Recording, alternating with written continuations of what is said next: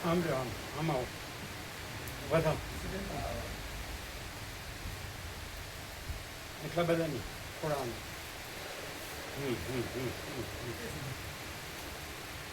હવે થોડું આમ કરો તમે આમ કરો એટલે ખબર પડે તમે ખાલી નમાવો ઉપરથી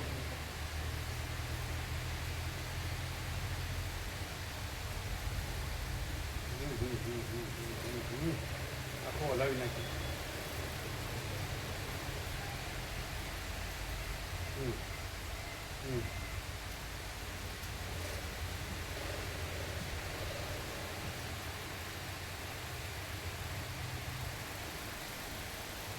થોડું આમ આપણે આમ કહીશું આમ કરશું તો રાઈટ આમ ટેબલ આમ કરો તમારી ખુરશી આમ કરો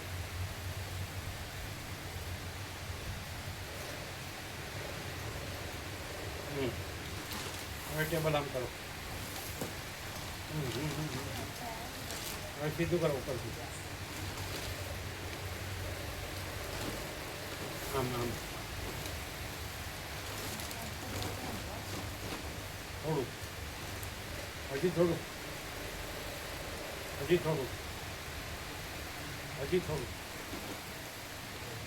બસ હવે તમારે એડજસ્ટ થવાનું હા બરાબર તમારે એડજસ્ટ થવાનું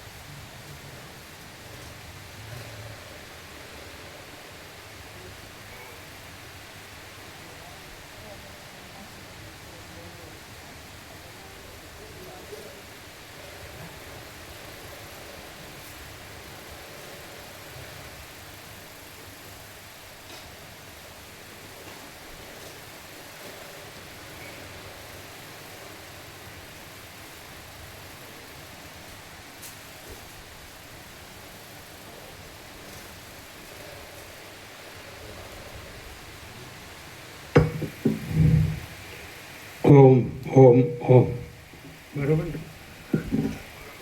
ઓમ બરાબર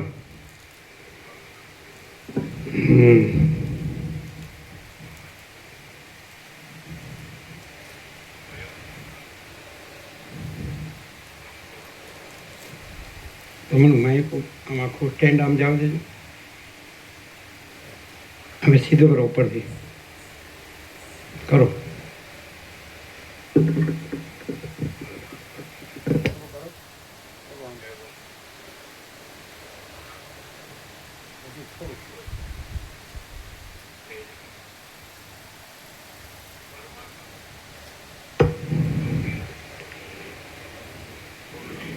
परम चिदाकाश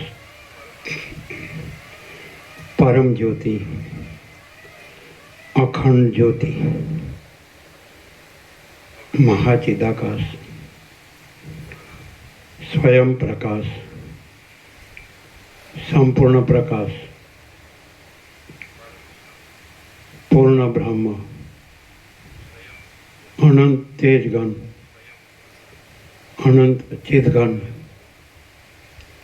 परमाकाश, केवल अनंत शुद्ध तेजगण, परमाकाश, अखिल आत्मा, पूर्ण ब्रह्म, परमात्मा,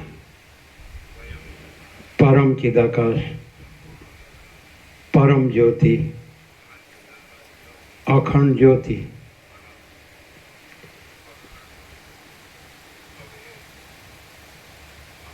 ये कहीं चालू है।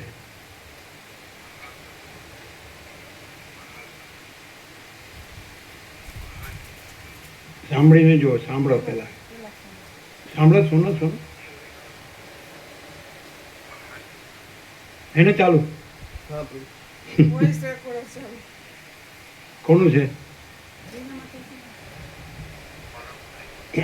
ચાલુ હે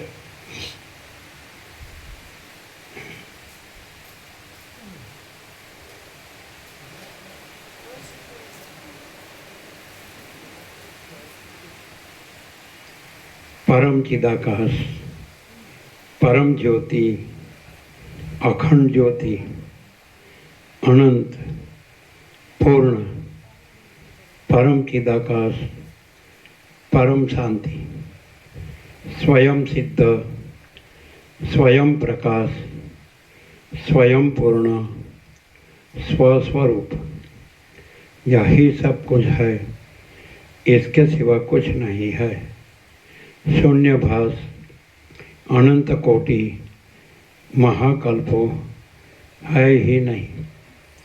महाचिदाकाश, स्वयं प्रकाश, संपूर्ण प्रकाश, महाचिदाकाश ज्योति, अनंत, अखंड, अभेद, महाचिदाकाश ज्योति, महातत्व, महासामान्य, महाचिदाकाश, स्वसंवेद्य, सहज निर्विकल्प, महाचिदाकाश, परम कैवल्य, परम शांति, परम चिदाकाश, अनंत पूर्ण, निरपेक्ष सत्य, अनंत संपूर्ण, अपरिजय, निर्भ्रांत, निरपेक्ष। वशिष्ठराम उत्पत्ति प्रकरण राउंड 40मो राउंड। ये देवदूत है।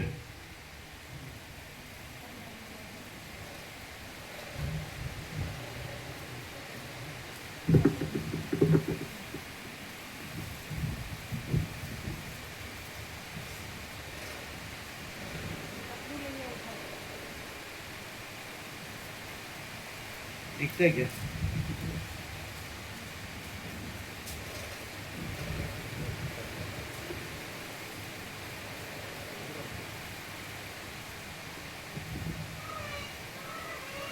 चलो पढ़ो बोलो।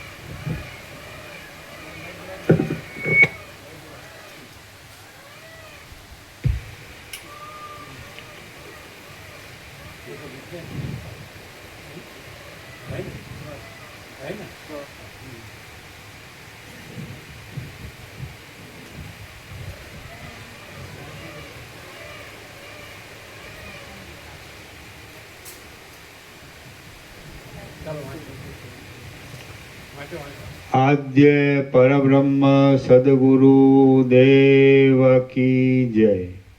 ओम श्री परमात्मने नमः।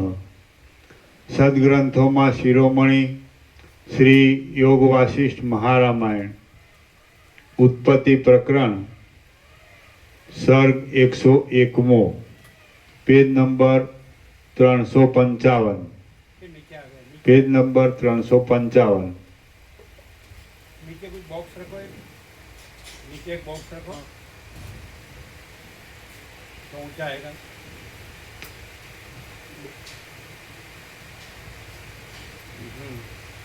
क्या नंबर? પેજ નંબર 355 સર્ગ 101મો બાલક આખ્યાયિકા। આ 101મા સર્ગમાં હજારો વિકલ્પવાળી સંસ્કૃતિમાં મનના સંકલ્પ વિના કાંઈ પણ વસ્તુ નથી એમ બતાવવા માટે બાળકની આખ્યાયિકા દ્રષ્ટાંત રૂપે કહેવાશે। આ 101મા સર્ગમાં હજારો વિકલ્પવાળી સંસ્કૃતિમાં મનના સંકલ્પ વિના કાંઈ પણ વસ્તુ નથી એમ બતાવવા માટે બાળકની આખ્યાયિકા દ્રષ્ટાંત રૂપે કહેવાશે।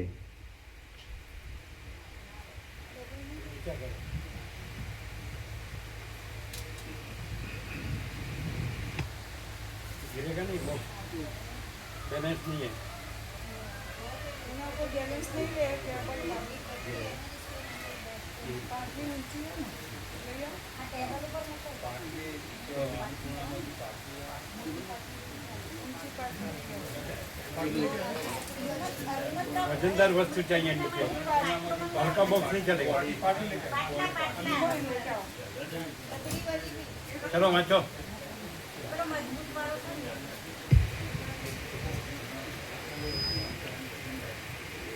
સર્ગ 101મો બાલક આખ્યાયિકા।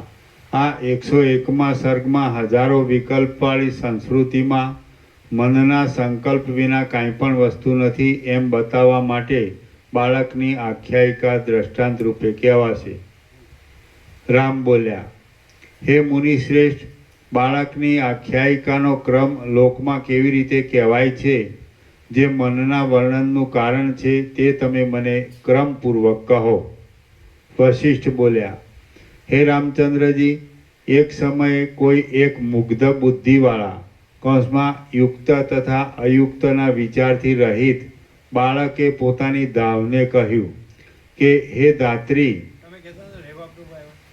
આયા त्यो अन्नपूर्णाમાં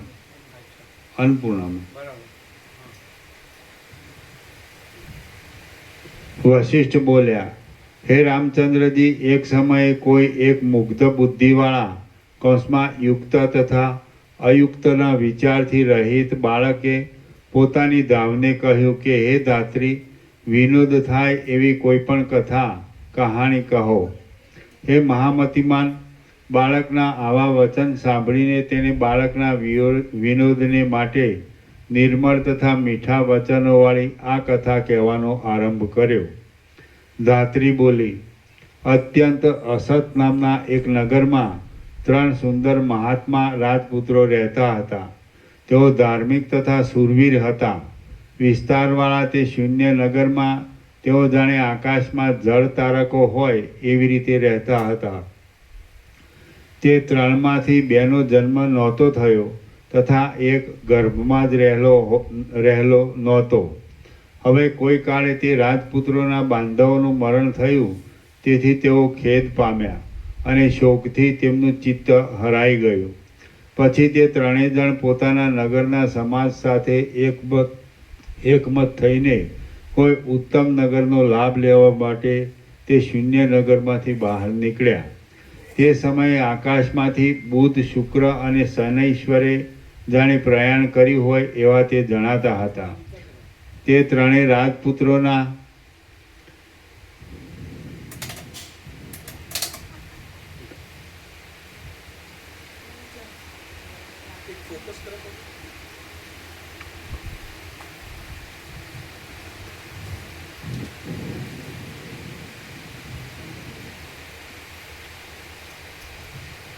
घूमता रहे वो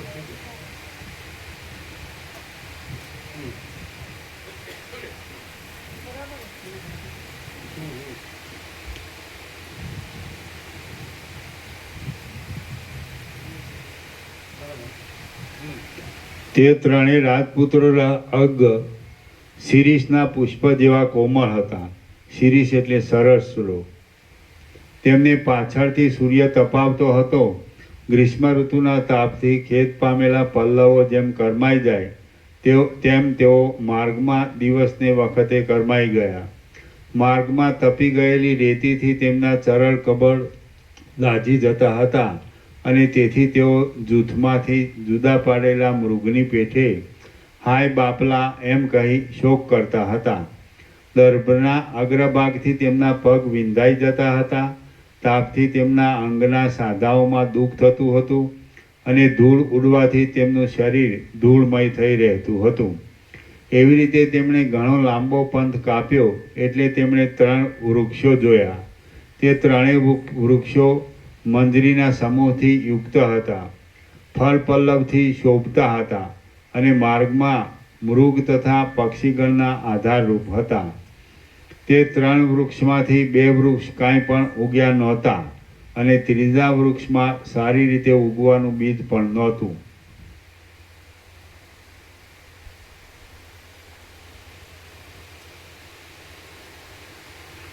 થાકી ગયેલા તે 3 રાજપુત્રોએ તેમાંના એક વૃક્ષ નીચે વિશ્રાંતિ લીધી.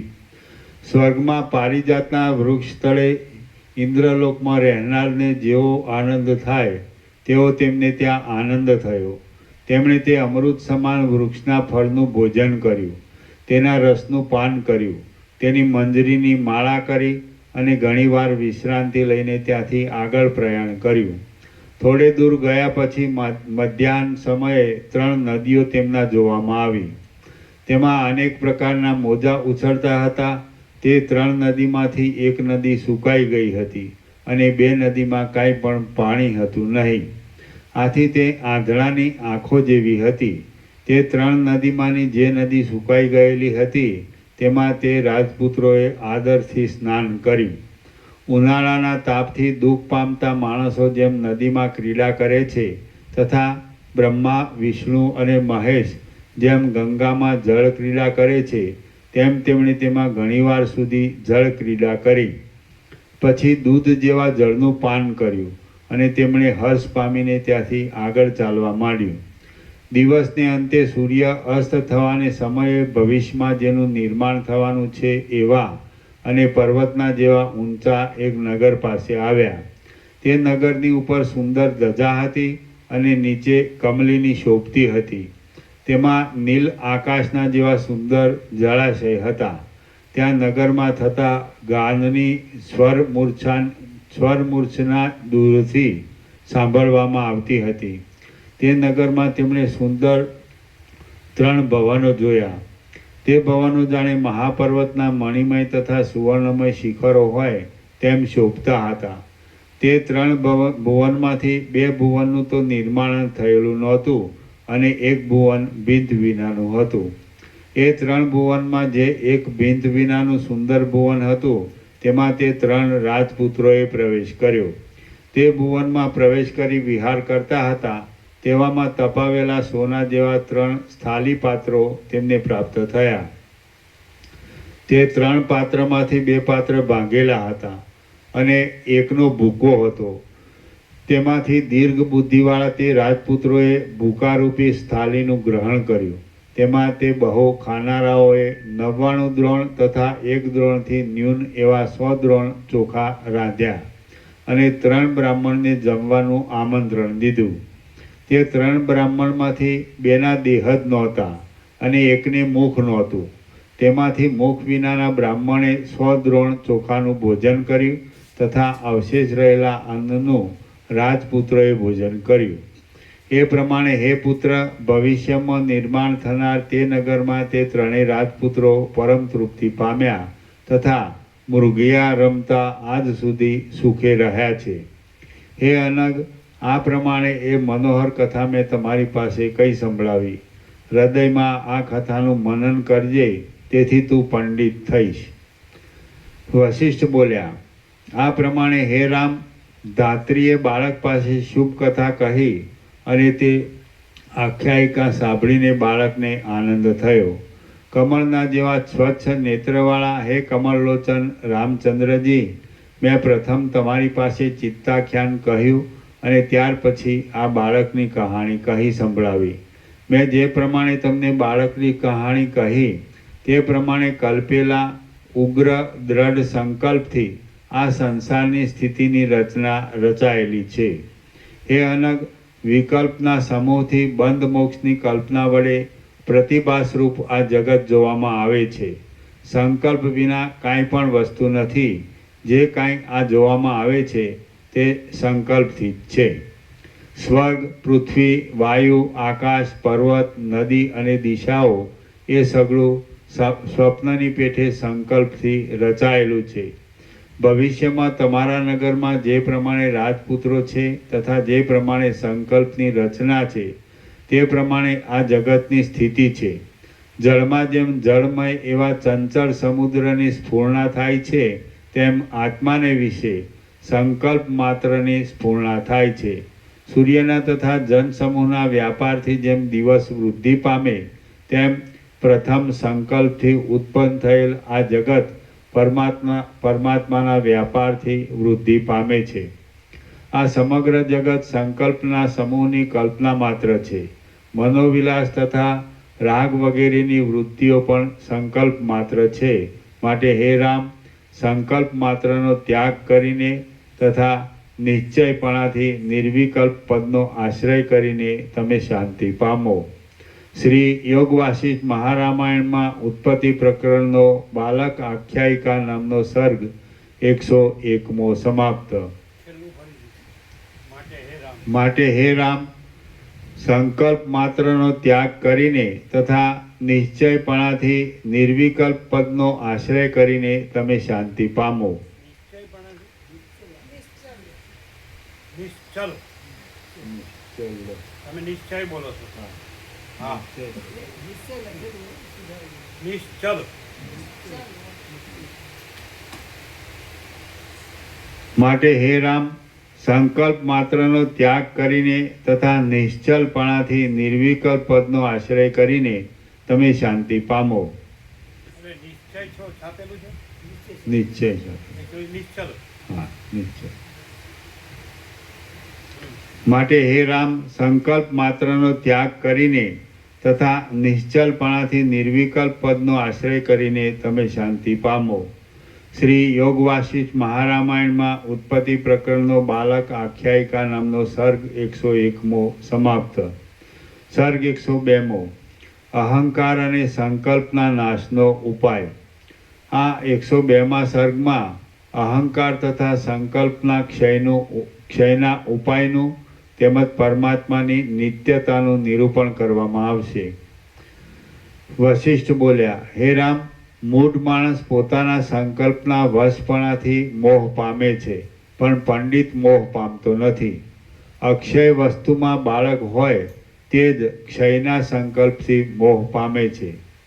રામ બોલ્યા, હે શ્રેષ્ઠ તત્વવેત્તા, તમે કહેલ સંકલ્પિત ક્ષય કયો તથા કોણે કરેલો છે? કોને લીધે આ આત્મા અસતના નિમિત્તે કરી મહામોહરૂપ સંસારના ભ્રમનું ગ્રહણ કરે છે?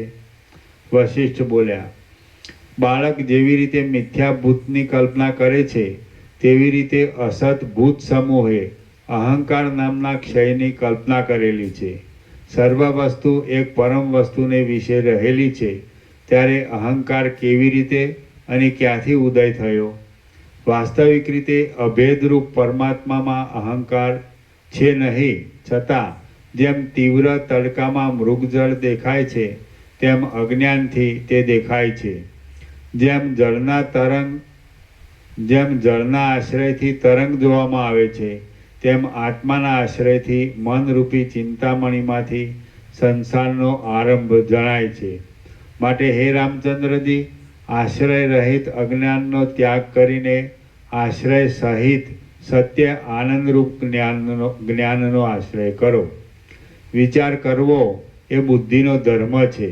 માટે મોહ અને સંરંભનો ત્યાગ કરી સંભ્રમ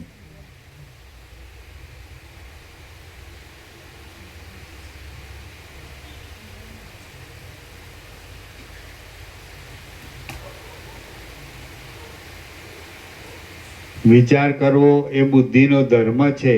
માટે મોહ અને સંભ્રમનો ત્યાગ કરી સત્ય વસ્તુનો વિચાર કરો અને અસત્યનો ત્યાગ કરો. બંધન નથી તે છતાં બંધન છે એવી રીતે કહી શા માટે વૃથા ખેદ પામો છો? આત્મતત્વ અનંત છે, માટે કોનું કેવી રીતે બંધન થાય છે? અવિભિન્ન મહાત્માને વિશે અનેક તથા એકની કલ્પના છે નહીં, અને આ સર્વ બ્રહ્મ તત્વ છે, માટે તેને વિશે બંધ અથવા મોક્ષ હોય જ ક્યાંથી? દુઃખ રહિત છતાં તે દુઃખવાળું હોય એમ જણાય છે. અંગ કપાઈ ગયા પછી શા માટે ખેદ કરવો? ભેદ તથા અભેદના વિકારરૂપી દુઃખ આત્માને વિશે નથી. દેહનો નાશ થયો તથા ક્ષતનો ક્ષય થયો, તેમાં આત્માને શી હાનિ પ્રાપ્ત થઈ? ધમણ બળી જવાથી ધમણમાં રહેનાર વાયુનો નાશ થતો નથી, તેમ દેહનો નાશ થવાથી આત્માનો નાશ થતો નથી. પુષ્પનો નાશ થાય તો પણ આકાશનો આશ્રય કરીને રહેનાર આમોદ ગંધનો નાશ થતો નથી, તેમ દેહ પડી જાય અથવા દેહનો ઉદય થાય, તેમાં આત્માને શી હાનિ છે? શરીરરૂપી કમળમાં સુખ દુઃખરૂપી હિમ પડે, તેમાં આકાશમાં ઉડનારા આપણા જેવા ભ્રમરને શી હાનિ પ્રાપ્ત થઈ? ગમે તો દેહ પડી જાય, ગમે તો તે ઉદય પામે, અને ગમે તો તે ગગનાંતરમાં જાય. ગમે તો દેહ પડી જાય, ગમે તો તે ઉદય પામે, અને ગમે તો તે ગગનાંતરમાં જાય, તો પણ મારું રૂપ તેનાથી વિલક્ષણ છે, માટે તેમાં મને શી હાનિ થાય? હે રામચંદ્રજી, મેઘને તથા વાયુને અને કમળને તથા ભ્રમરને જેવો સંબંધ છે, તેવો જ સંબંધ તમારા શરીરને અને આત્માને છે. હે રામ, મન છે તે જ સકળ જગતનું શરીર છે, અને મન તે જ આદિશક્તિ છે. ચિદાત્મા તો મનથી પણ આદિ છે, તેથી તેનો નાશ થતો નથી. હે પ્રાજ્ઞ, આત્માનો કોઈ દિવસ નાશ નથી, તેમ તે ક્યાંય જતો પણ નથી, માટે તમે શા માટે વૃથા ખેદ પામો છો? વાદળા વિખેરાઈ જાય છે ત્યારે વાયુ આકાશના અનંત પદમાં પ્રયાણ કરે છે, અને કમળ સુકાઈ જાય છે ત્યારે ભ્રમર પણ આકાશમાં ઉડી જાય છે. તેવી રીતે દેહનો ક્ષય થાય છે ત્યારે આત્મા પણ આકાશનો આશ્રય કરે છે. આ સંસારમાં વિહાર કરતા મનનો પણ જ્ઞાનરૂપી અગ્નિ વિના નાશ થતો નથી, ત્યારે આત્માના નાશની તો વાત પણ કેમ જ સંભવે? જેવી રીતે કુંડબંદર ન્યાય તથા ઘટાકાશનો ન્યાય છે, તેવી રીતે દેહ અને આત્માની વિનાશ અને અવિનાશમાં સ્થિતિ છે. હાથમાં રાખેલું કુંડું ફૂટી જાય ત્યારે કુંડામાં રાખેલા બોર હાથમાં રહે છે, તેવી રીતે દેહ નષ્ટ થાય ત્યારે આત્મા જીવ વાસનારૂપ આકાશમાં રહે છે. ગળો જ્યારે ફૂટી જાય છે ત્યારે ઘટાકાશ મહાકાશમાં મળી જાય છે, તેવી રીતે દેહનો ક્ષય થાય છે ત્યારે દેહી આત્મા નિરામય રહે છે. જંતુનો મનરૂપી દેહ દેશ અને કાળથી અંતરહિત છે, અને મરણરૂપી લુગડાથી ઢંકાઈ જાય છે, માટે શઠ મનને વિશે શા માટે ખેદ કરવો? હે મહાબાહુ, મૂઢ માણસ દેશ તથા કાળના અદ્રશ્ય થવારૂપી મરણમાં શા માટે ભય રાખે છે? આત્માનો નાશ થયો એવું કોઈએ જોયું નથી. એટલા માટે હે રામચંદ્રજી, જેમ આકાશમાં ઉડનાર પક્ષી પાંખ આવ્યા પછી ઈંડાનો ત્યાગ કરે છે, તેમ તમે અહંકારરૂપી મિથ્યા વાસનાનો ત્યાગ કરો. રાગદ્વેષ વડે માનસી શક્તિ ઈષ્ટ તથા અનિષ્ટને બંધનરૂપ છે, અને તે શક્તિથી સ્વપ્નની પેઠે ભ્રાંતિની વૃથા કલ્પના થાય છે. અવિદ્યા દુરંત મુશ્કેલીથી નાશ કરાય એવી છે, દુઃખને માટે વૃદ્ધિ પામી છે, અને જાણવામાં આવે તેવી નથી. તે અવિદ્યા આ અસત જગતનો વિસ્તાર કરે છે. આકાશનું મલિન દેખાવું એ જેમ ઝાકળનો સ્વભાવ છે, તેમ આ અસત સત્ય જગત દેખાવું એ અવિદ્યાનો સ્વભાવ છે. દીર્ઘકાળના સ્વપ્નની પેઠે અવિદ્યાએ આ અસત જગત સતરૂપ કલ્પેલું છે. જેવી રીતે અનિર્મળ નેત્રને ભાવના માત્રથી આકાશમાં બે ચંદ્રનું કરતાપણું જણાય છે, તેવી રીતે મનને પણ ભાવના માત્રથી જગતનું કરતાપણું જણાય છે. હે રામ, સૂર્ય દેવતા પોતાના તાપથી બરફને ઓગાળી નાખે છે, તેવી રીતે તમે વિચારથી અવિદ્યાના સ્વરૂપનો લય કરો. સૂર્યના ઉદયથી હિમનો નાશ ન થાય તો તેના ઉદયમાં ઈષ્ટ સિદ્ધિ થતી નથી. તેવી રીતે સદવિચારથી મનનો નાશ ન થાય તો ઈષ્ટ સિદ્ધિ થતી નથી. જેમ ઇન્દ્રજાળ રચનાર અસુર અસત સુવર્ણનો મેઘ વરસાવે છે, તેમ તત્વ જાણવામાં ન આવ્યું હોય તો અવિદ્યા અનર્થનો વિસ્તાર કરે છે. મન પોતાના નાશની ક્રિયા કરે છે અને આત્મસંહાર નામના નાટકમાં મન નૃત્ય કરે છે. ચિત્ત પોતાના નાશ માટે જ આત્માને જુએ છે, પણ દુર્બુદ્ધિને લીધે પાસે આવેલા વિનાશને જોતું નથી. જે વિવેકી પોતાના મનના નાશનો ઉપાય શોધે છે, તેને સંકલ્પ માત્રથી મન જ તેવો ઉપાય બતાવે છે, માટે તેમાં કલેશ ઘટતો નથી. વિવેકના સંસ્કારવાળું મન પોતાના સંકલ્પ વિકલ્પના અંશનો ત્યાગ કરીને આત્મજ્ઞાનને ઉત્પન્ન કરે છે. મનના નાશથી સર્વ પુરુષાર્થનો લાભ થતાં દુઃખનો નાશ થાય છે, માટે મનના બહિર્વ્યાપારના પ્રયત્નનો ત્યાગ કરીને મનનો નાશ થવામાં પ્રયત્ન કરો. કોઈથી પણ નાશ ન થાય એવા આ સંસારરૂપી મહાવનમાં સુખ દુઃખરૂપ ઘાટા વૃક્ષોના સમૂહ છે અને તેમાં વિષમ મૃત્યુરૂપી મોટા સર્પ રહેલા છે. હે સુભગ, તેમાં વિવેકહીન સમર્થ મન જ મહાન આપત્તિના કારણરૂપ છે. વાલ્મીકી મુનિએ ભરદ્વાજને આટલે સુધી કથા કહી એટલામાં તો દિવસ જતો રહ્યો. સૂર્ય આથમી ગયો અને મુનિઓની સભા વાલ્મીકીને પ્રણામ કરીને સાયંકાળના નિત્ય કર્મ કરવા સારું ત્યાંથી ઉઠીને સ્નાન કરવા ગઈ. પછી જ્યારે રાત્રિ વીતી અને સૂર્યના કિરણો ફૂટ્યા ત્યારે એ સભા પાછી વાલ્મીકીની પાસે આવી. શ્રી યોગ વાસિષ્ઠ મહારામાયણમાં ઉત્પત્તિ પ્રકરણનો ઉપદેશકરણ નામનો સર્ગ 102મો સમાપ્ત. વાલ્મીકીનો 7મો દિવસ સમાપ્ત. સર્ગ 103મો. અવિવેકી મનથી થતા અનર્થોનું વર્ણન. આ 103મા સર્ગમાં મુમુક્ષુના વિવેક સારું અવિવેકી મનથી જે અનર્થ થાય છે તેનું વર્ણન કરવામાં આવશે. વશિષ્ઠ બોલ્યા, હે રામ, જેમ સમુદ્રમાંથી તરંગો ઉત્પન્ન થાય છે તેવી રીતે પરમાત્મામાંથી ચિત્ત ઉત્પન્ન થયેલું છે અને તે વૃદ્ધિ પામીને આ જગતનો વિસ્તાર કરે છે. ચિત્ત હ્રસ્વ વસ્તુને દીર્ઘ કરે છે, દીર્ઘ વસ્તુને હ્રસ્વ કરે છે, પોતાપણાને અન્યપણું કરે છે અને પોતે અન્યપણાને પામે છે. જે વસ્તુ પ્રાદેશ કૌંસમાં તર્જની તથા અંગૂઠાને પહોળા કરવાથી જે પ્રમાણ થાય તે, જે વસ્તુ પ્રાદેશ માત્ર હોય તેને પોતાની ભાવનાથી તે મોટા પર્વતના જેવી પ્રકાશમાન કરે છે.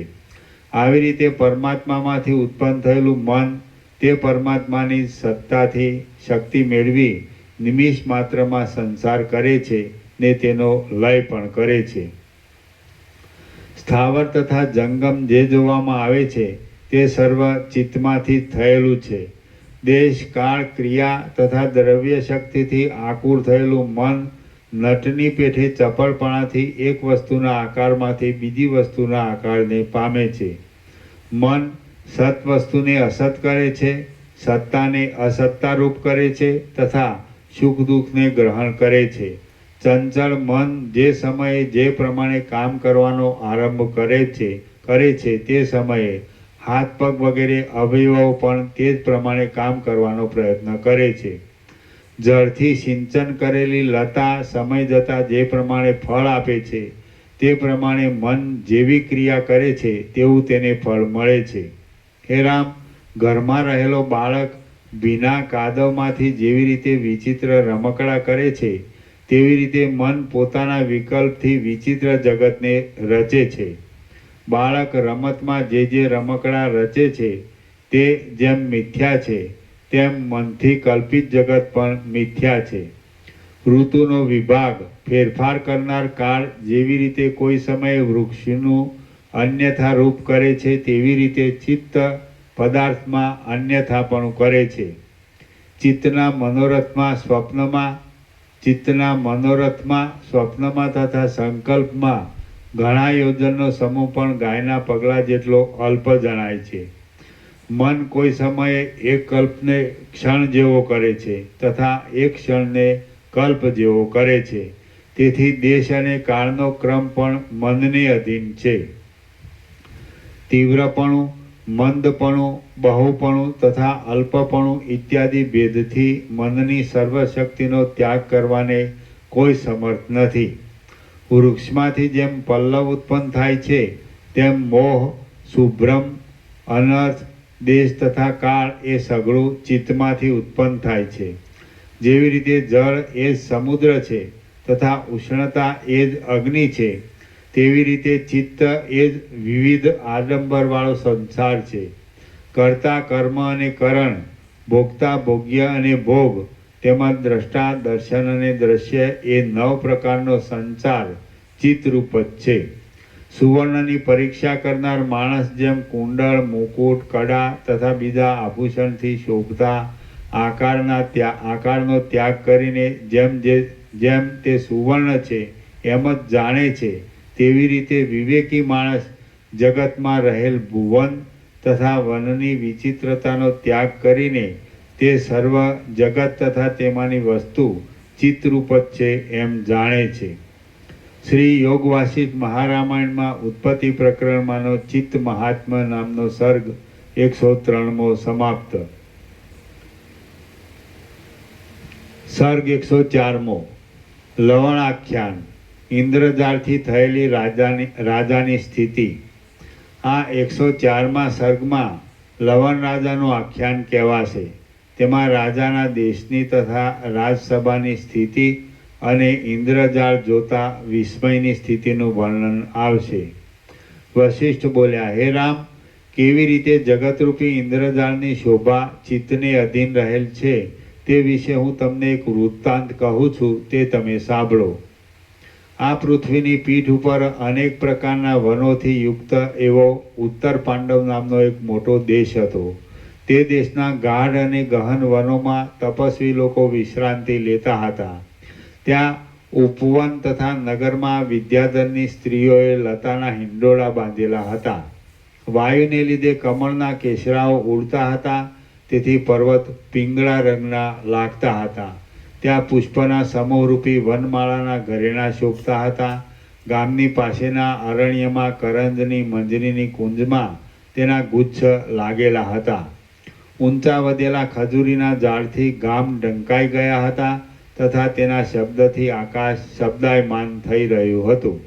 પાકેલી ડાંગરના ક્યારા ઉત્કૃષ્ટ પીળા મણીના વર્ણ જેવા શોભતા હતા. વન તથા જંગલમાં મયુરોના નાદ સંભળાતા હતા. સારસ પક્ષીના શબ્દથી આખું વન શબ્દ કરતું હોય એમ જણાતું હતું. તમાલના વૃક્ષોથી કાળા લાગતા પર્વતો કુંડળ રૂપે રહેલા હતા. વિચિત્ર પ્રકારના પક્ષીઓના સમૂહ કાકલી સ્વરથી શબ્દ કરતા હતા. નદીને કાંઠે પુષ્પવાળા પારીભદ્રના ઝાડથી રતા સવાયેલી હતી. ક્યારાનું રક્ષણ કરવા રહેલી કન્યાના ગાયનથી કામદેવનું હરણ થતું હતું. પુષ્પ તથા ફળને પૃથ્વી પર પાડવા માટે ચાલતા વાયુથી પુષ્પરૂપી મેઘ કંપતા હતા. મેરુ વગેરે પર્વતની ગુફા જેવા ગૃહમાંથી સિદ્ધ, ચારણ તથા બંદીગણ બહાર નીકળતા હતા. તેથી સ્વર્ગની શોભાનું પૃથ્વી ઉપર નિર્માણ કરેલું હોય એમ જણાતું હતું. કેળના વૃક્ષોના સમૂહથી બનાવેલા મંડપમાં કિન્નર તથા ગંધર્વગણ ગાયન કરતા હતા. મંદ મંદ પવનના શબ્દથી દેશની ઉત્કૃષ્ટતા જણાતી હતી તથા પુષ્પના સમૂહથી યુક્ત ઉપવનને લીધે દેશનો પાંડુ કાંઈક ધોળો ને પીળો વર્ણ જણાતો હતો. ઉપર પ્રમાણે શોભિતા દેશમાં પૃથ્વી ઉપર ઉદય પામેલો જાણે સૂર્ય હોય તેવી રીતે પરમ ધર્મવાળો તથા હરિશ્ચંદ્ર રાજાના કુળમાં ઉત્પન્ન થયેલો લવણ નામનો એક રાજા હતો. તે રાજાના યશરૂપી પુષ્પની રજ વડે પાંડુ ધોળા વર્ણના થયેલા શિખરવાળા પર્વતો જાણે ભસ્મ ચોળેલા શંકર હોય એવા શોભતા હતા. તેણે પોતાના ખડગથી શત્રુના સમૂહનો નિશેષ નાશ કર્યો હતો. તે રાજાના સ્મરણ માત્રથી તેના શત્રુને જ્વર આવતો હતો.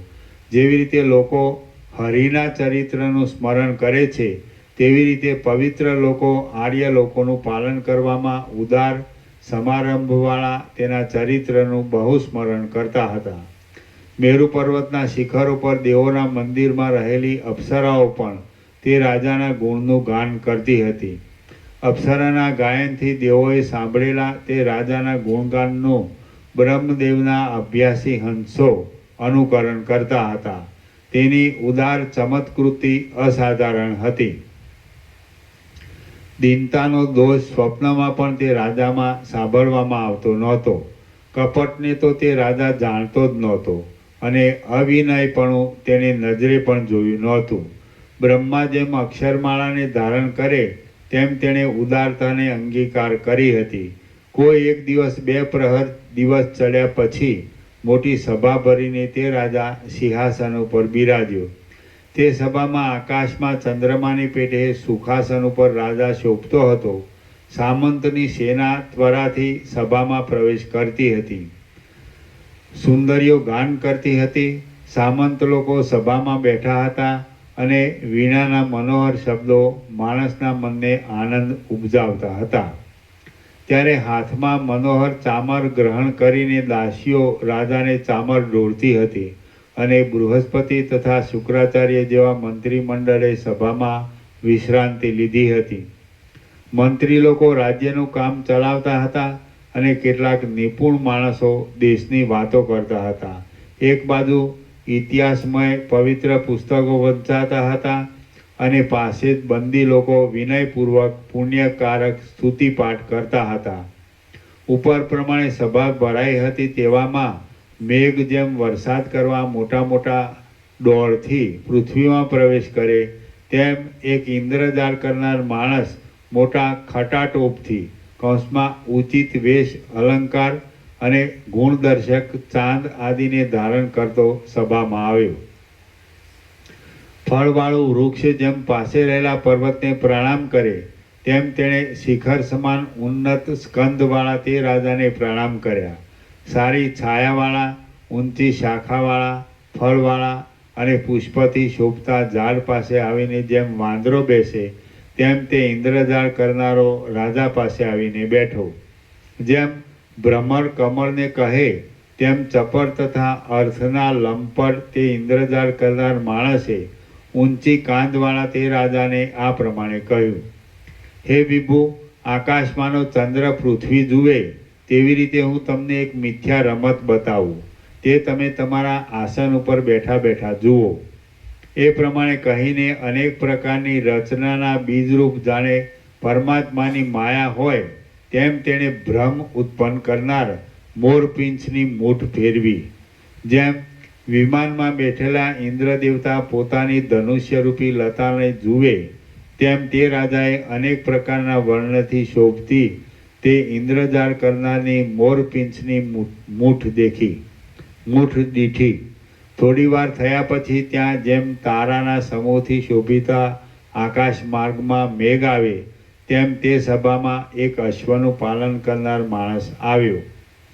દેવલોકમાં પ્રસન્ન થયેલા ઇન્દ્ર પાસે જેમ ઉચ્ચૈશ્રવા ઘોડો આવે તેમ સૌમ્ય તથા પરમ વેગવાળો એક ઘોડો તેને અનુસરીને ત્યાં આવ્યો.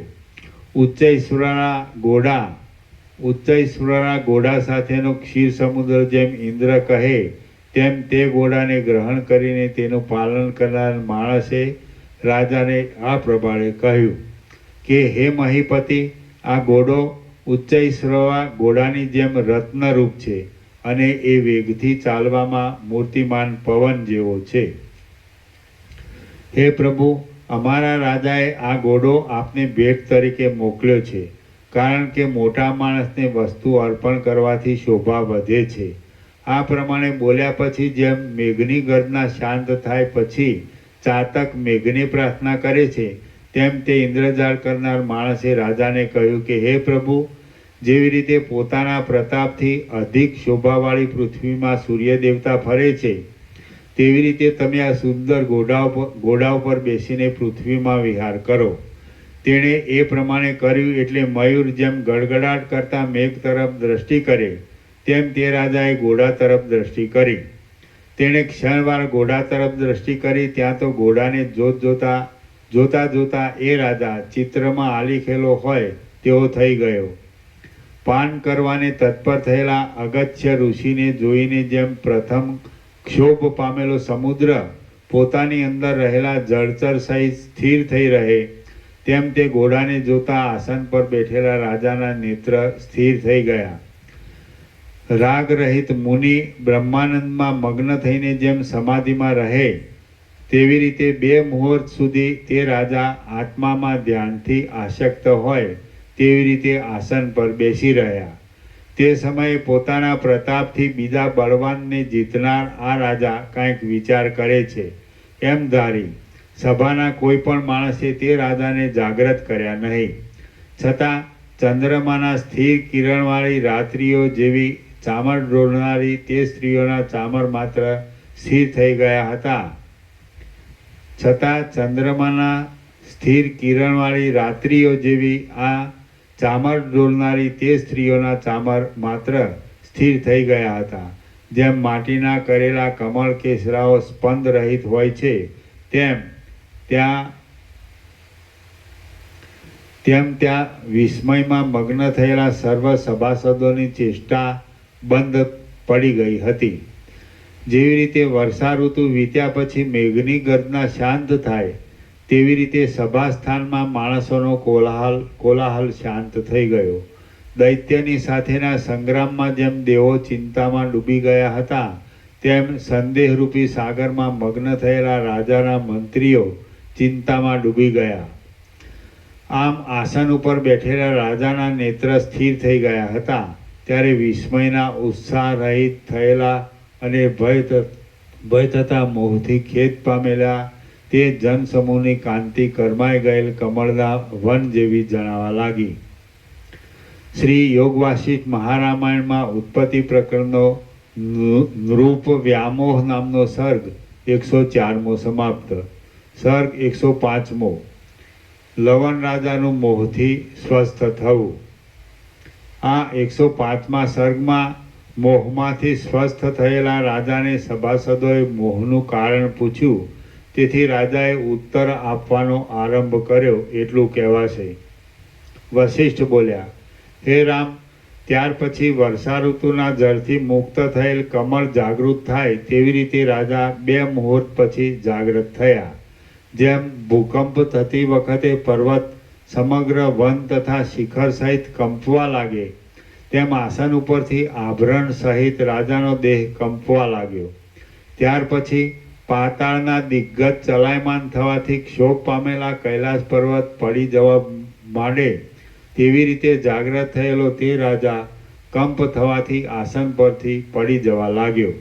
તે સમયે પ્રલયથી ક્ષોભ પામેલા મેરુ પર્વતને પાસેના પર્વતો ધારણ કરી રાખે તેવી રીતે સભામાં બેસી પાસે રહેલા માણસોએ રાજાને ભુજ વડે ધારણ કરી રાખ્યો. આમ ચિત્તમાં વ્યાકુલ થયેલો તે રાજાને આગળ રહેલા માણસોએ ઝાલી રાખ્યો. તેથી તેની શોભા સમુદ્ર તરંગથી વ્યાકુળ થયેલા ચંદ્રના જેવી થઈ રહી. કમળકોશમાં રહેલા ભ્રમરની જેમ રાજાએ ધીરેથી અસ્પષ્ટ અક્ષરથી કહ્યું કે આ કોનો પ્રદેશ છે તથા આ કોની સભા છે. ત્યારે જેમ ભ્રમરીથી ગુંજતી કમલીની રાહુથી મુક્ત થયેલા સૂર્ય દેવતાને કહે તેમ તે સભાએ આદરપૂર્વક રાજાને આ પ્રમાણે કહ્યું કે હે દેવ, આ શું? એટલે દેવો જેમ પ્રલયના ઉલ્લાસથી ત્રાસ પામેલા માર્કંડેય ઋષિને પૂછે તેમ પાસે રહેલા મંત્રીઓ તે રાજાને નીચે પ્રમાણે પૂછવા લાગ્યા કે હે દેવ, તમારી આવી સ્થિતિ જોઈને અમે અત્યંત આકુળ થયા છીએ. મન અભેદ્ય છે તે છતાં ભ્રમથી નિમિત્ત વિના પણ ભેદ પામે છે. રાગને લીધે પ્રથમ સર્વ રીતે રમણીય તથા અંતે રસરહિત એવા ભોગોમાં અન્ય માણસનું મન મોહ પામે તેવી રીતે તમારું મન કયા પદાર્થમાં મોહ પામ્યું છે? તમારું મન નિરંતર ઉદાર આચરણવાળી કથામાં વિવેકથી શીતળ થયું છે અને નિર્મળ છે, છતાં આ સમયે તે કેમ ભ્રમમાં ડૂબી ગયું છે? જે માણસનું મન તુચ્છ પદાર્થમાં લાગેલું છે અને વિષય સુખ મળવાથી જેનું મન આનંદ પામે છે અને ન મળવાથી ખેદ પામે છે, તેનું મન લોકવૃત્તિમાં મોહ પામે છે. તેથી તે મહત્વની ગણતરીમાં નથી ગણાતું. દેહના અભિમાન વડે અવિવેક દશામાં સંસારના જે વિષયમાંથી મનની વૃત્તિ ઉઠેલી હોય છે તે જ વિષયમાં મનોવૃત્તિ દોડ્યા કરે છે. તમારું મન તુચ્છ પદાર્થમાં લાગ્યું નથી, તેમ તે ધીરજવાળું, જ્ઞાનવાળું તથા સદગુરુનું ગ્રહણ કરનારું છે. આમ છતાં આ સમયે મોહિત થયું હોય એમ જણાય છે. એ આશ્ચર્ય છે. જે માણસને વિવેકનો અભ્યાસ નથી અને જે દેશકાળને વશ થયો છે તેનું મન મંત્ર તથા ઔષધને વશ થાય છે, પણ ઉદાર આચરણવાળાનું મન મંત્ર ઔષધિને વશ થતું નથી. જેમ વાવંટોળ મેરુ પર્વતને ધૂણાવી મૂકે છે, તેમ તમારા નિત્ય વિવેક સંપન્ન એવા ઉદાર મનને મોહ કેમ ધૂણાવી રહ્યો છે? ઉપર પ્રમાણે મંત્રીએ અનુકૂળ વચનોથી આશ્વાસન કર્યું, તેથી પૂર્ણિમા જેમ ચંદ્રને શોભાવે તેમ રાજાની કાંતિ તેના મુખને શોભાવવા લાગી. શિશિર ઋતુ ગયા પછી જેમ પ્રફુલ્લિત પુષ્પથી યુક્ત થયેલી વસંત ઋતુ શોભે, તેમ નેત્રનો વિકાસ થવાથી સૌમ્ય મુખવાળો થયેલો તે રાજા શોભવા લાગ્યો. ત્યાર પછી આકાશમાં અસ્ત થતાં સુધી રાહુને નજરે જોનાર ચંદ્રમાની જેમ તે રાજા ઇન્દ્રજાળ કરનાર તે માણસને પોતાની પાસે જોઈ રહ્યો. તેને અત્યંત ગભરાટ થયો, આશ્ચર્ય થયું અને તે ખેદ પામ્યો. પછી તે રાજાને પૂર્વાપરની સંપૂર્ણ સ્મૃતિ પ્રાપ્ત થઈ. હવે ક્ષુદ્ર સર્પનો વેશ ધારણ કરનાર તક્ષકનાગ જેમ હિંસા કરનાર નોળિયાને જોઈને બોલે, તેમ ઇન્દ્રજાળ કરનાર તે માણસને જોઈને હાસ્ય કરતા રાજાએ આ પ્રમાણે કહ્યું કે અરે જાલ્મ કૌંસમાં અવિચારી, અરે જાલ્મ, આ માયારૂપી જાળના સમૂહથી તે શું કર્યું કે તેથી અસ્પંદથી પ્રસન્ન થયેલો સમુદ્ર એક ક્ષણમાં સ્પંદથી અપ્રસન્નપણાને પામ્યો? ઈશ્વરના પદાર્થમાં હજારો પ્રકારની આશ્ચર્યરૂપ શક્તિ રહેલી છે, તેથી મારું મન સમર્થ છતાં આશ્ચર્યથી મોહમાં ડૂબી ગયું. લોક પ્રસિદ્ધ સર્વ વ્યવહારના સિદ્ધાંતના રહસ્ય જાણનાર અમે ક્યાં અને મનને મોહ આપનાર આ હમણાં અનુભવી તે આપત્તિ ક્યાં? મન મોટા જ્ઞાનના અભ્યાસવાળું હોય તો પણ તે તુચ્છ દેહમાં રહેનાર છે, તેથી વિદ્વાનને પણ કોઈ સમય ક્ષણવાર મોહ થઈ જાય છે. અરે સભાસદો, ઇન્દ્રજાળ કરનાર આ માણસે એક મુહૂર્તમાં મને જે બતાવ્યું છે તે આશ્ચર્યકારક આખ્યાન હું તમને કહું છું, તે તમે સાંભળો. પૂર્વે ઇન્દ્રે કરેલી માયાની, એના નીચે ટિપ્પણી, પૂર્વે ઇન્દ્ર દેવતા સહાય રહિત હતા. તે સમયે બલિરાજાએ ઇન્દ્રનો પરાભવ કરવાનો વિચાર કર્યો. ત્યારે ઇન્દ્ર દેવતાએ માયાથી નવું સૈન્ય ઉત્પન્ન કરી બલિરાજાને માયાના બંધનથી મોહ પમાડ્યા. તે વખતે બલિરાજાએ બંધનમાંથી છૂટવા સારું બ્રહ્માની પ્રાર્થના કરી. તેથી બ્રહ્મા ઇન્દ્રે કરેલી સૃષ્ટિનો નાશ કરવામાં પ્રવર્ત્યા, પણ તેમનાથી નાશ ન થયો અને બ્રહ્માએ કેટલુંક માયા કૌતુક જોયું હતું એવી પુરાણાંતરમાં કથા છે. પૂર્વે ઇન્દ્રે કરેલી માયાની સૃષ્ટિનો નાશ ન થવાથી બ્રહ્માએ જેવી રીતે મુહૂર્ત માત્ર માયાનું કૌતુક જોયું હતું, તેવી રીતે આ સમયે મેં પણ ઘણા પ્રકારની ચલાયમાન કાર્યદશા જોઈ છે. એટલું કહીને સભાસદો વૃત્તાંત સાંભળવાને ઉત્સાહવાળા હતા, તેથી રાજાએ નીચે પ્રમાણે આશ્ચર્યકારક વૃત્તાંતનું વર્ણન કરવાનો આરંભ કર્યો. રાજા બોલ્યો, આ સમયે અનેક પ્રકારના પદાર્થથી વ્યાપ્ત હ્રદ, નદ, શહેર અને પર્વતથી આકુળ અને કુલ પર્વત તથા સમુદ્રથી યુક્ત એવી આ પૃથ્વીમાં આ મારો દેશ વૈભવથી યુક્ત છે. શ્રી યોગ વાસિષ્ઠ મહારામાયણમાં ઉત્પત્તિ પ્રકરણનો રાજા અવબોધ નામનો સર્ગ 105મો સમાપ્ત. સર્ગ 106મો. રાજાએ ઇન્દ્રજાળથી જોયેલું વૃત્તાંત ચંડાળ કન્યાની સાથે વિવાહ. આ 106મા સર્ગમાં ઘોડા પર બેસી રાજા વનમાં ગયો. ત્યાં ચાંડાળ કન્યા સાથે ઠરાવ કરી તેને ઘેર જઈ ચાંડાળ કન્યા સાથે રાજાએ વિવાહ કર્યો એટલી કથા કહેવાશે. રાજા બોલ્યો, હે સભાજનો, અનેક પ્રકારના વન તથા નદીથી યુક્ત આ દેશ જાણે આ પૃથ્વીમંડળનો નાનો ભાઈ છે. હું આ દેશનો રાજા છું અને મારું આચરણ નગરમાં માણસોને રુચિકર છે. ઇન્દ્ર દેવતા જેમ સ્વર્ગમાં બેસે છે તેમ આ સભાના મધ્ય ભાગમાં હું બેઠો છું. તેટલી વારમાં ઇન્દ્રજાળ કરનાર આ માણસ જેમ રસાતળમાંથી માયાવી મયદાનવ આવે તેવી રીતે અહીં આવી પહોંચ્યો. કલ્પના અંતના પવનથી યુક્ત એવા વાદળા જેમ ઇન્દ્રધનુષ્યને ફેરવે તેમ તેણે મારી પાસે મોરપિંછની તેજસ્વી મૂઠ ફેરવી. મોરપિંછની એ ચપળ મૂઠ જોયા પછી હું આ ઘોડાની પાસે આવ્યો અને ભમેલા મનથી કોઈની સહાય વિના આ ઘોડા પર બેઠો. ત્યાર પછી પ્રલયના ઉત્પાતથી ચલાયમાન થયેલા પર્વત ઉપર બેસીને મેઘ જેમ પ્રયાણ કરે તેવી રીતે આ ઘોડા ઉપર બેસીને મેં પ્રયાણ કર્યું.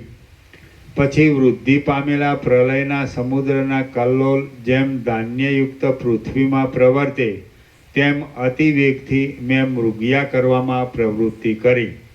મુગ્ધ માણસને ભોગના અભ્યાસથી જડ થયેલું મન જેમ સંસારમાં દૂર લઈ જાય છે તેવી રીતે પવનના જેવા વેગવાળો તે ઘોડો મને ઘણે દૂર લઈ ગયો. તેવામાં મારી નજરે એક વન જોવામાં આવ્યું. તે વન નિષ્કિંચન માણસના મન જેવું શૂન્ય હતું. સ્ત્રીઓના ચિત્ત જેવું વિષમ હતું. પ્રલયાગ્નિથી બળી ગયેલા બ્રહ્માંડના જેવું ભયંકર હતું. અને તે પક્ષી વિનાનું દૂષણ શીતવાળું અને વૃક્ષ તથા જળ વિનાનું હતું. હું આ વનની પાસે આવ્યો તે સમયે ઘોડો થાકી ગયો હતો. વળી તે વન જાણે વિસ્તાર પામેલું બીજું આકાશ હોય અને પૃથ્વીમાંના 7 સમુદ્રથી જુદો જાણે 8મો સમુદ્ર હોય તેમજ જંબુદ્વીપમાં 4 સાગરથી જુદો જાણે 5મો સાગર હોય તેવું જોવામાં આવતું હતું.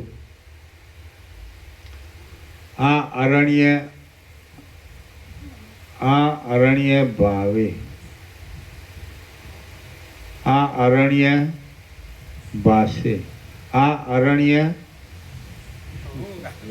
બદલેલું હતું, કંઈક સુધારેલું છે. અરણ્યમાં તત્વવેત્તાના ચીજ જેવું અપરિછેદ્ય હતું. આ અરણ્યમાં ભાષે છે સુધારેલું છે.